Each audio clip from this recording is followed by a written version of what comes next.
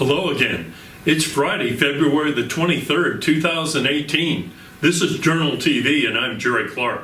It's time for the news.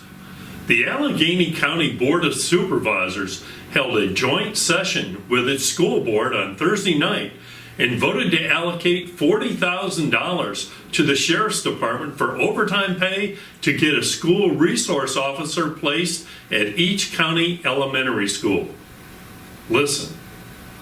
And working cooperatively with them, we came up with an estimate of $40,000 for the remainder of your fiscal year and to get you through the end of the school's calendar year. And so what I would ask for tonight is the board's authorization to transfer those dollars from your operating contingency. You have $250,000 currently available in operating contingency as part of your budget. Transfer $40,000 to the Sheriff's School Resource Officer budget line item to allow them to continue through the end of the school year to provide that additional presence in our school facilities. We looked at what we call an immediate answer and then a long-range solution. And the immediate solution was how we could go to the end of the year, which is about the middle of May, and how we could provide resources at our 3 elementary schools, our resource officers. And then now we're also going to plan to ensure that we have that plan in place for the next school year as well.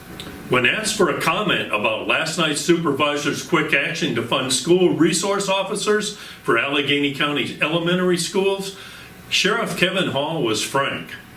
Listen. One thing I'll say, it's a great day in Alleghany County. You know, it's a great day it's a great opportunity for not only to secure our schools a little bit better than what we have, but also to educate our young people with police officers and getting to know them in a more personal way, and us be able to expand some of our programs that we can expand and maybe get some of the hate out of this country.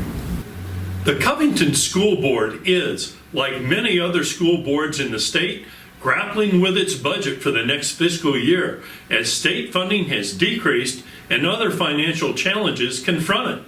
The good news is that the city plans to give it $129,000 more than last year. The bad news is that the board may not yet be able to get all its staff on one salary scale. Watch. The students are my priority, and whatever I can do to help those students, and I have to believe what's going to help the students the most, that's where I'm going to go. And whether it be personnel, I want the best teachers we can give them. I do that.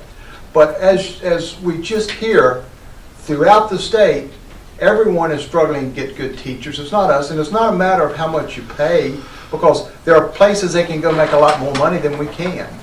But everyone is struggling. It's a tough thing right now to have good teachers, because teaching is a tough job. We took the money from what we said we would pay our employees to grow in these other areas, and we've done it for 7 years, and I hope at some time we will have somebody to get us back where paying our people was the priority. The other thing, Rob, too, and if you would like to look, we are paying these people what we told them. It's not on a step, but we're paying it. It's right here. And we'll be right back.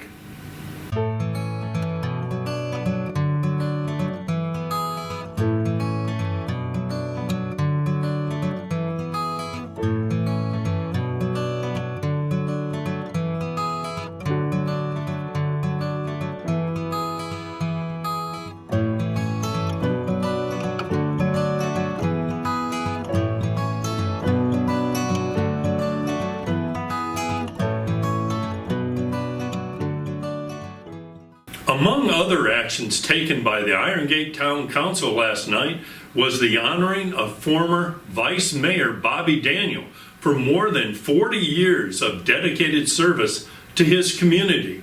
Here is Mayor Chuck Unruh speaking at the ceremony. Listen.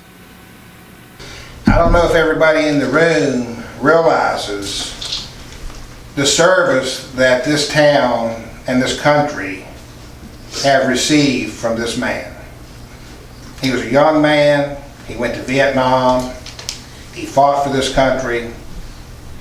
Heavy battles that he doesn't even talk about. Most people would have done that, thought, well, I've done my service to my fellow man, but not him. Area physician Dr. Michael Moran has been named in a 69-count federal grand jury indictment and charged with unlawful distribution of opioids.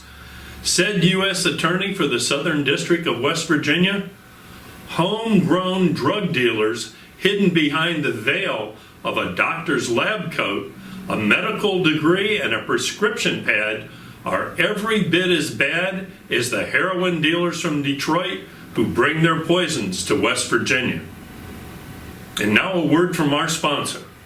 The Woodlands Health and Rehab Center is the right choice for rehab at home. Our therapy department, with the assistance of our experienced clinical team, will transition you home quickly and safely. The Woodlands Health and Rehab Center, living made better.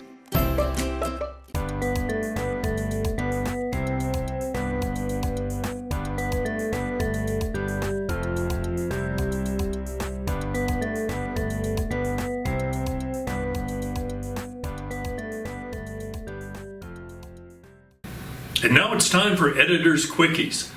Z. Turner will be in concert tonight at the Masonic Theater at 7:30 p.m. with a show entitled The Sound. Folks, this lady can sing. The Virginia Democratic Party will host a 9th District Meet the Candidates Forum beginning at 11 a.m. on Saturday at the historic Masonic Theater. The party's nominee will face off against current incumbent Republican Morgan Griffith in November. Mark your calendar. The regular open mic event at the Masonic Theater had to be postponed this month, but it will return on Thursday, March the 8th at 7 p.m. These are interesting sessions indeed. And Secretary of State Rex Tillerson will speak at the VMI graduation on Wednesday, May 16th. At Cameron Hall. Let's take a look at some upcoming events.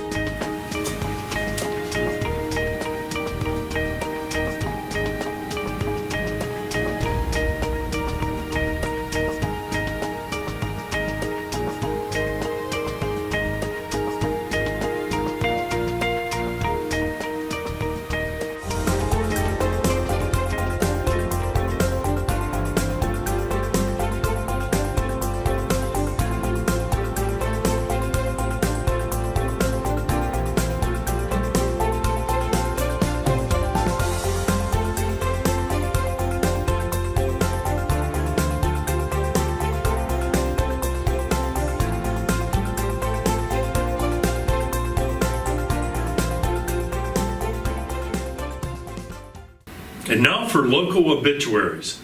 Carolyn Knighton, 92, of Covington, died on Tuesday. Her funeral will be held Saturday at the First Christian Church. Thomas May, 86, of Bath County, died on Wednesday. A graveside service will be held Sunday at the Emory United Methodist Church Cemetery.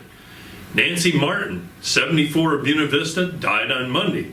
Her funeral will be held Saturday at the Bowling Gross and Lots Funeral Home. Gary Wood, 72, formerly of Covington, died on Monday. His funeral will be held at the Strasburg United Methodist Church on Saturday. Thomas Dunlap, 89, of Lexington, died on Wednesday. His funeral will be held Monday at the New Monmouth Presbyterian Church. Margaret Ayers, 94, formerly of Rockbridge County, died on Wednesday. Her funeral will be held on Monday at the Harrison Funeral Home. Peggy Miller, 74, of Ronsford, died February the 18th. Her funeral was set Monday at the St. Catherine of Siena Catholic Church. Herschel Godfrey, 40, of White Sulphur Springs, died on Tuesday. His funeral is scheduled for February the 28th at the White Sulphur Springs Civic Center. Brenda Reynolds, 57, of Ronsford, died on Wednesday. A celebration of her life will be held tonight at the Wallace & Wallace Funeral Home in Ronsford.